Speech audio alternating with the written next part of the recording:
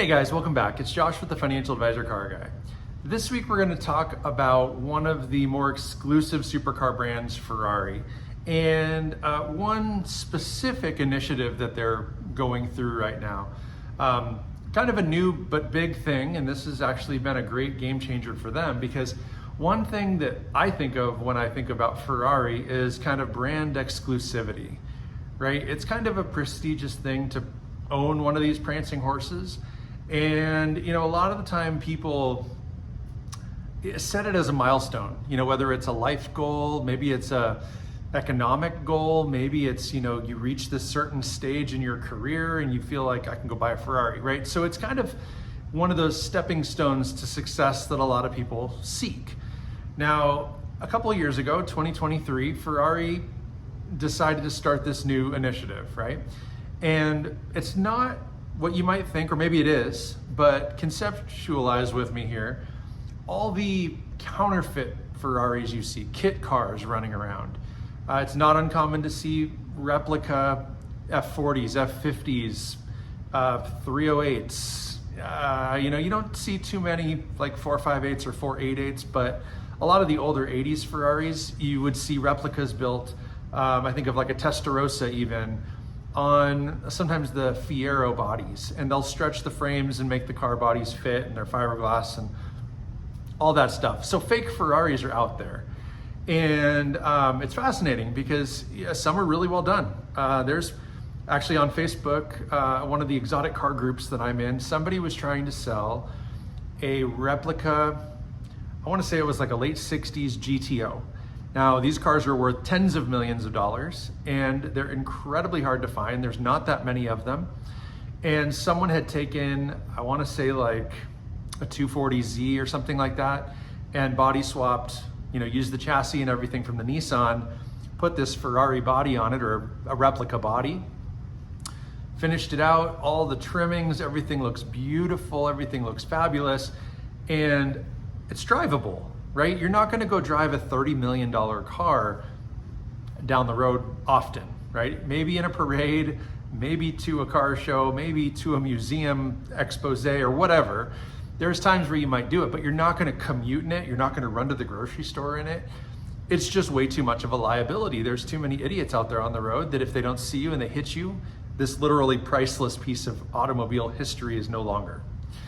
So a lot of people will buy these replicas or these knockoffs, so to speak, to kind of fit the mold, but they want to experience that type of clout without the risk of bankrupting themselves or destroying a piece of automotive history, like I said. So anyway, the point of where I'm going today is back in 2023, Ferrari started something called their Anti-Counterfeiting Reward Project. That's the technical term, Anti-Counterfeiting Reward Project. Okay, so the way it goes was in that year, 2023, Ferrari destroyed 414,000 counterfeit items to protect the brand.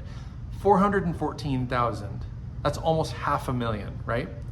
Included in that 414,000 were 3 full-size automobiles running and driving. They also seized more than 11,500 fake prancing horse logos. Now, those are car logos that you'd see on a replica car. They're reproduced or 3D printed or whatever, sold online for cheap because they can.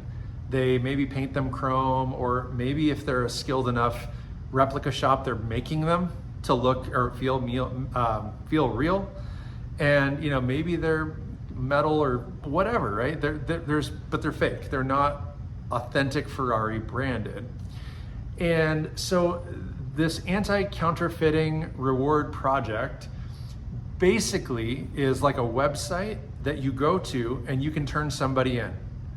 And they're talking about doing it for like a Hot Wheels sized car, a keychain, an air freshener, like you name it. If the Ferrari brand is used, someone can get in trouble for it, and you can turn somebody in, and in exchange, their payment or their bounty or whatever you want to call it is Ferrari merchandise. So maybe you get an authentic Ferrari keychain for turning in somebody who has manufactured fake Ferrari keychains. Maybe you get a really cool Ferrari bomber jacket if you turn in someone who has cloned or built a fake Ferrari F40. I'm not sure what the scale of severity is, but the idea is Ferrari is doing their best to protect the brand. And if people are knocking it off and they're building these fake cars and trying to pass them off as fake, and that's the other thing, it doesn't matter if they're trying to pass them off as fake or not. A lot of replica cars are just flat out gonna say they're a replica car, or they're inspired by, or whatever.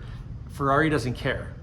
They do not care, they do not want that to be out on the road representing them, because they have kind of a cult following, so to speak. People who know and love and want Ferraris don't necessarily have the same appreciation as somebody who's willing to go buy a $10,000 replica in lieu of saving up to buy a $200,000 supercar.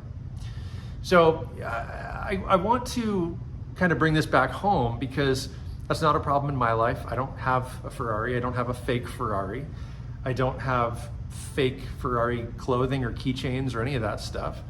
But, you know, I mean, what's to keep me from going inside, using my little Cricut maker, making a Ferrari logo, right? Stealing it right off their website, printing it, and then putting it on something, right? I'm not gonna do that. Ferrari, if you're watching, I'm not gonna do that. But understand that people do it all the time, right? It's no different than with another brand like Nike, right? There's knockoff Jordans everywhere. There's probably more knockoff shoes than authentic ones out there. And that's just the facts. So replicas aren't like a new thing. They're not an uncommon thing. I'd go as far to say, you know, this car right here, my Mustang, I cloned it to look like a Shelby. And I was really, really, really on the fence whether or not I wanted to use Shelby badging, Shelby logos, the Cobra snake, all those things, because really at the end of the day, it's not. It is a 1968 Mustang convertible with a Shelby body kit on it. There's not a Shelby engine in there, no Shelby drivetrain, none of this stuff, but it's a resto mod. And so in my mind, I decided I'm gonna build what I want, what I like. And part of my motive was, when I bought this car, I really wanted a Shelby and I could not afford one. They're very, very expensive. So I built this car to be what I wanted to buy, but I couldn't buy it, so I was able to build it. I took a non-running, rusty car, and you know, I know there's a couple of you that watch this channel regularly, helped me on this, you know, down this path, helped me restore this car in my garage. There was a few things I had to farm out, right? Like body work, I'm not a good welder, so I paid somebody to do the body work. I also paid the same person to do the paint, right? I don't have that skill. I know how, I've done a little bit here and there, but on this particular car, which is directly above you here, it's on my lift, this car, or this car here, right? I wanted it to be something that I could have pride and joy in, that I could drive on occasion, but come out and look at, take photographs of, and look at, you know, I wanted it to be kind of a show car. I wanted the quality to be a little bit better than just run of the mill. So I wasn't gonna paint this car. I paid to have it painted, right? The interior, I did, you know, the engine, I did have some friends help me, you know, with the disc brake conversion, and there's stuff that requires two people. A lot of the suspension work, it's not complicated, but it's helpful to have second sets of hands. So I had a couple of buddies come over and help me through those process. And not to take away from that, because that was very, very important. It's really a great situation moving into a completed project car, right? Having those extra hands is beneficial. But my point is that it is absolutely a replica of something greater. So these Ferrari guys, they're replicating something greater. Maybe it's because they don't have the funds to do it. Maybe it's because they don't, whatever, want to pay the insurance cost, right? Like I insure this car as a 68 Mustang, but if it was a genuine 68 Shelby, all of a sudden the premiums are a lot higher because it's a limited edition car that can't be replicated. This car, I could crash it, knock on wood, rebuild it all over again and have it be exactly the same, and no harm, no foul. So there's, again, same kind of thing. I'm going to drive this and do things with this car that I would never consider doing in a real Shelby. That's okay. I built this car to enjoy it and drive it and whatever. If it wins some awards and looks cool along the way, great. So back to the Ferraris though. Ferrari has implemented the anti-counterfeiting reward project. How it's a tongue twister, but it is combating what exactly I just shared with you. Ford doesn't care. Carroll Shelby, he doesn't care. The only time Ford's really ever had an issue with this, it was the licensing with the Eleanor car from the Gone in 60 Seconds movie. There used to be a company out of Texas called Performance something, or it'll come to me, but anyway, they were the exclusive rights holders to the whole Shelby or the whole Eleanor craze. And so there were tons of aftermarket body kits and hoods and wheels and lights and you name it that were all like Eleanor style.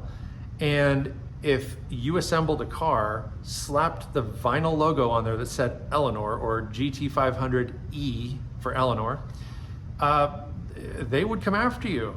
Again, can't remember. It's something performance or performance something, or if you remember, put it down in the comments because I can't think of it right now. But they would come after you truly, and they'd like impound your car, or they would send a cease and desist, and you'd have to do something different with your car, or you couldn't drive it. It couldn't be seen outside in public with specific things on it because it violated the trademarks.